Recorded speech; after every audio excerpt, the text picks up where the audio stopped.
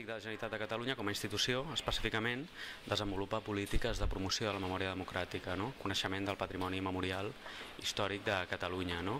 Particularment aquest espai, físicament, és un lloc avui per avui pensat per conferències, xerrades diverses, exposicions, actes específics, presentacions de publicacions. És aquest el sentit d'aquest espai. Evitar l'oblit és fonamental per alimentar la cultura democràtica.